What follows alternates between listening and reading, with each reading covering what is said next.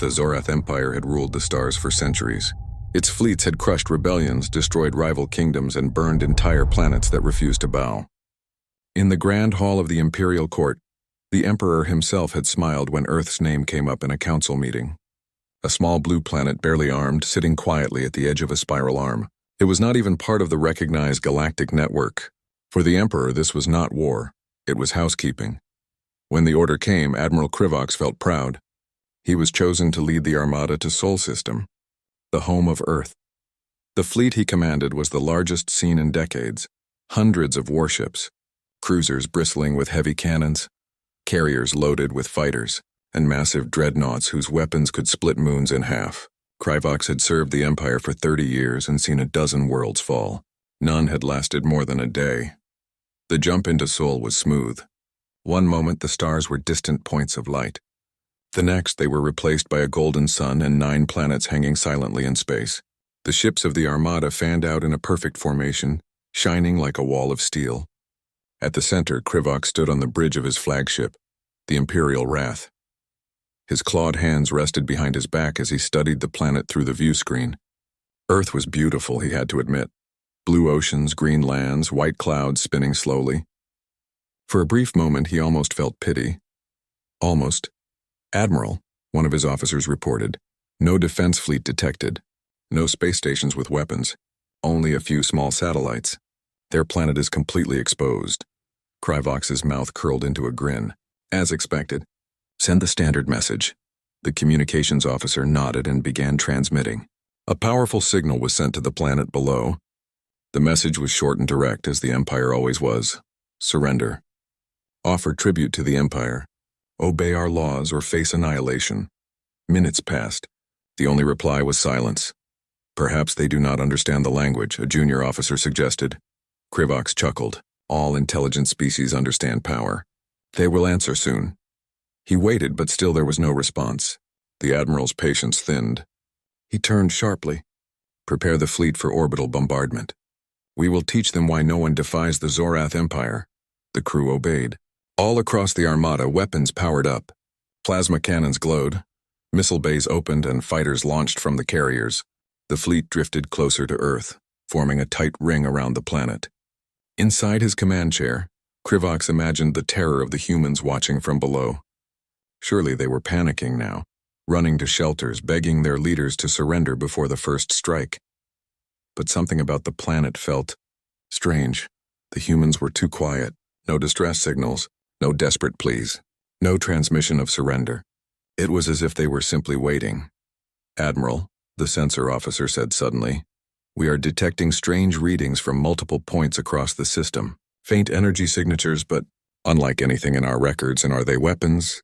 Krivox asked, narrowing his eyes. I cannot tell. They are everywhere. On the moons, near the outer planets, even in the asteroid belt."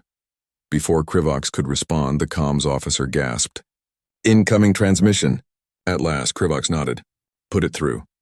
The bridge speakers crackled and a single human voice filled the room. Calm, measured, not afraid. "This is Earth Command. You will leave our system immediately." No shouting, no threats, no fear. Just a simple statement, as if a teacher were telling a child to stop misbehaving. The bridge crew looked at Krivox, waiting for him to laugh. But the Admiral did not laugh. Something about the voice made him pause. It was not begging. It was not arrogant either. It was certain. Krivox forced a smile. "Tell them no. Tell them the Empire does not take orders from primitives." The message was sent back, a refusal and a promise of attack. Krivox gave the final command. "Begin the bombardment." But before a single shot was fired, it happened. The stars seemed to blink. One of the dreadnoughts on the left flank simply vanished. No explosion, no debris, gone in a flash of light. Then a cruiser disappeared. Then another. Across the fleet, alarms rang as ship after ship was erased, as if invisible blades were slicing through the formation. Krivox's bridge shook as the Imperial Wrath itself was struck, its shields failing instantly. He grabbed the edge of his chair to keep from falling. "What is happening?" he roared. "Unknown attack. No visual, no source detected," the officers shouted. Krivox watched in horror as half of his fleet was gone in seconds, torn apart by something he could not even see. The humans had not launched a single visible ship, not fired a single beam, and yet The most powerful fleet in the sector was being wiped away like dust. For the first time in his long career, Admiral Krivox felt something cold in his chest. Fear. Admiral Krivox gripped the arm of his chair as the Imperial wrath trembled under another invisible strike. Across the fleet, ships vanished one by one, leaving only empty space where entire dreadnoughts had been a moment ago. His crew shouted reports, their voices breaking under the strain. All shields are failing. We can't track the attacks. Our weapons can't lock onto anything. Krivox's claws dug into the metal of his command chair. Calm yourselves, he barked. Form up! Return fire in all directions. The order went out, but it was useless. Plasma cannons lit up the darkness of space. Missiles streaked into the void, but they hit nothing. It was as if they were shooting at ghosts. The invisible enemy was always one step ahead, striking ships in perfect order, taking out carriers first, then cruisers, then support craft. Whoever was attacking knew exactly what they were doing. Admiral, the sensor officer turned to Imperial. It's not just our fleet. The entire system is waking up. Krivox snapped his head around. Explain. Energy signatures rising everywhere. Near Mars, near Jupiter's moons, even beyond Pluto. Massive, controlled energy surges. It's like weapons powering up, but bigger than anything we've ever seen. The human voice returned, calm and clear over the comms. This is your final warning. Leave now or be removed. The voice was not loud. It was not angry. But everyone on the bridge felt it like a blade against their throats. Krivox snarled, forcing down his growing fear. Send a message back, he ordered. Tell them we are the Zorath Empire. Tell them...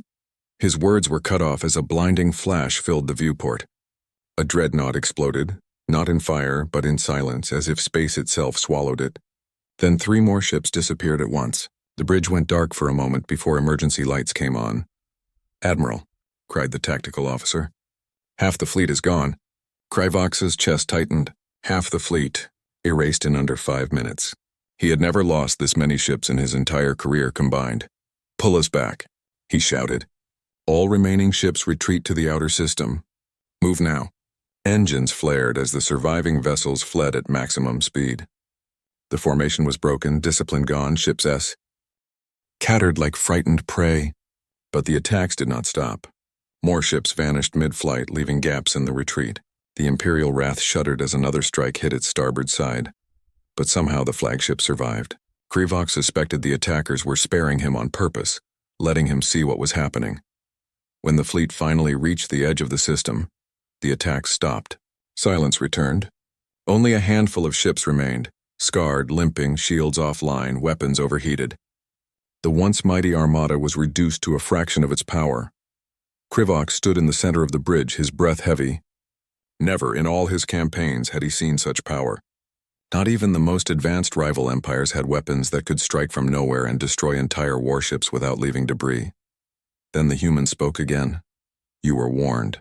You are still alive because we allowed it. Do not test us again. Krivox's jaw tightened. He wanted to scream, to demand answers, but he knew it would mean the death of every surviving ship. He forced his voice to stay steady. Identify yourselves, he said. The reply was slow, calm. We are Earth, and this is your only chance to leave. As if to prove the point, new contacts appeared on the sensors. Dozens, no, hundreds of ships were approaching from all directions. At first, Krivox thought they were small, but as they came closer, he realized they were massive. Sleek, black vessels with no visible weapons, no engine trails. They moved faster than any ship he had ever seen, arriving almost instantly, surrounding the surviving Zorath ships in a perfect sphere. No one spoke on the bridge. Even Krivox felt his scales grow cold. These are human ships? One of his officers whispered. Krivox could not answer.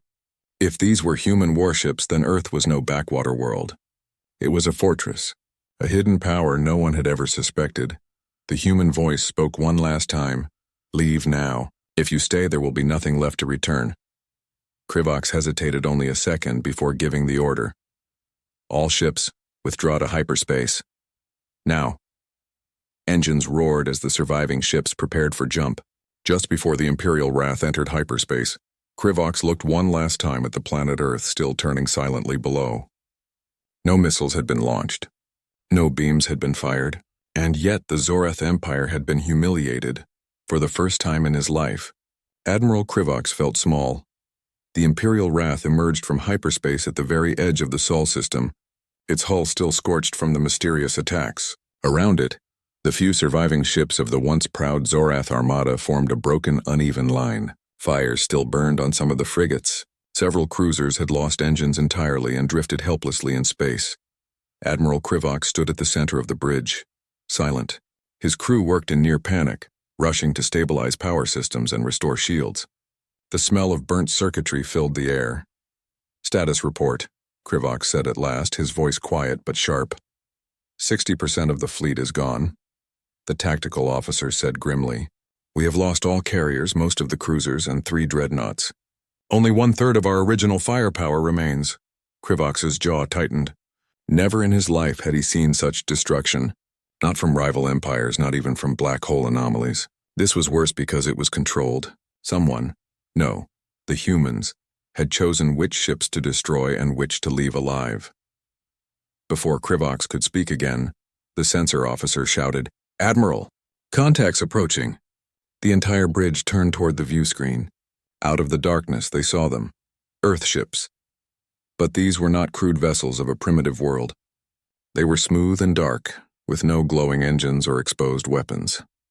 They glided through space in perfect silence, moving faster than any Zorath ship could track. Within minutes, dozens of them surrounded the crippled fleet, forming a perfect sphere. Krivox felt his claws dig into the metal of the railing. How did they follow us this far, this fast? No one had an answer. Then, without warning, a beam of pale light shot out from one of the human ships, scanning the Imperial wrath. The bridge glowed for a moment, and suddenly, a figure appeared, projected in the air. It was a human. The figure was tall, wearing a simple dark uniform with no weapons, no armor. Its face was calm, its voice steady when it spoke. "Admiral Krivox," the human said, as if greeting an old friend. "You are far from home." Krivox swallowed hard. "You dare to speak my name?" "We know much about you," the human replied. "We have been watching your empire for a long time." Krivox felt anger rising. "Then you know who we are. You know we are the Zorath Empire, rulers of 100 worlds. Why do you resist? Your planet should have surrendered." The human tilted its head, almost as if amused. "Your empire has mistaken silence for weakness. You came here thinking Earth was easy prey. You were wrong." Krivox felt his pride clash with his fear. "If you had the power to destroy us, why let us live? Why not finish it?" The human's calm eyes seemed to look through him. "Because we do not seek conquest, we defend. That is why you are still breathing." Krivox froze. The human's words were not a threat, they were a statement of fact. "Admiral," the human continued, "your empire has attacked many worlds, but you will not attack this one. You will take your surviving ships and leave. You will carry this message back to your emperor. Earth does not kneel. Earth does not fear you, and if you come again, you will not leave alive." Krivox's crew stared in silence. Never had anyone spoken to a Zorath admiral like this. "You speak boldly," Krivox growled, "but the Empire will not accept defeat so easily. You are forcing a war." The human's voice stayed calm. "No, we are preventing one. Your next decision decides whether your people survive." For a moment, Krivox considered ordering the fleet to attack. It was the Zorath way. Never retreat without vengeance. But as he looked at the human ships surrounding them, he knew the truth. His remaining forces would last less than a minute against them. He took a deep breath and gave the order he never thought he would say. "Stand down. Prepare to withdraw." The human nodded slightly as if satisfied. "Wise choice. We will escort you to the edge of the system." The projection vanished, and the human ships silently repositioned themselves, forming a corridor that led outward, away from the sun. Krivox felt a strange mix of anger and relief. His pride was shattered, but at least his crew would live. As the fleet limped forward, one of the junior officers whispered, "Admiral, what are they?" Krivox did not answer. He stared at the glowing planet far behind them. "They are not prey," he said quietly. "They are something far worse." The Imperial wrath and the few remaining Zorath ships had reached the outer edge of the Sol system. The human ships hovered silently, forming a perimeter so precise that Krivox could not see a single gap. The survivors of the Armada were battered, exhausted and terrified, yet they still held their formations as best they could. Krivox's claws drummed on the railing of his bridge. He had spent decades leading fleets to victory, crushing worlds without mercy, and yet here he was, humiliated, outmatched, and forced to retreat by a species he had once considered primitive. "Admiral," the tactical officer said, his voice shaking slightly. "They're hailing us again, and they're requesting to board." Krivox froze. Board? Humans were boarding Zorath ships? This made no sense. What, impossible? They can't. The bridge's comm panel activated, showing another human projection. This one was taller, older, and had a calm authority that filled the room without shouting. "Admiral Krivox," the human said, "we will send representatives to your flagship. They are unarmed. They come in peace to speak with you." Krivox gritted his teeth. "Unarmed? It is a trap. They intend to take the ship." "No trap," the human replied simply. "If your crew resists, we will destroy what remains. If you cooperate, you will survive." Krivox weighed his options. Any attempt to attack would doom every surviving ship. Cooperation might be his only chance to live. Slowly, he nodded. "Very well. Allow them to board." Minutes later, a shimmering blue light appeared on the hull of the Imperial Wrath. The airlock opened without warning, and a small group of humans entered the bridge. They were dressed in sleek dark uniforms, carrying nothing. They did not raise weapons, did not shout commands. They simply stood calm and composed, observing everything. Krivox felt a wave of unease. These humans did not act like conquerors. They acted like masters of a game he did not understand. The human leader stepped forward. "Admiral, you have survived our defenses. That is fortunate, but your empire must understand. This planet does not negotiate with invaders." Krivox's claws twitched. "And if I return to my emperor? If I tell him you are strong but alive?" The human's expression remained unchanged. "Then you will carry a warning. Tell your empire Earth defends itself. Earth watches. Earth strikes only when provoked. Any attempt at conquest will end in your total destruction." One of Krivox's junior officers whispered, "They could wipe us out entirely." But they didn't. Why? The human leader's eyes met Krivox's. "Because we do not seek conquest. Because our purpose is to protect, not to destroy. We leave life intact when it serves the galaxy's balance. You were spared so your empire could learn a lesson." Krivox felt a mix of anger and respect. Anger because he had been humiliated, and respect because, despite their calm demeanor, the humans had controlled the outcome completely. "Your tactics," he said carefully, "they are unlike anything we have faced. How did you develop such power?" The human leader smiled faintly. "We have studied the stars. We have studied your empire. Humanity grows not by force alone, but by knowledge, preparation, and unity. That is our strength." Krivox's claws clenched. He had fought the fiercest fleets in the galaxy, yet these humans had destroyed the Zorath Armada with fewer than 100 ships, and without visible weapons. "Take my report," he said finally. "Tell your emperor that humanity is exceptional.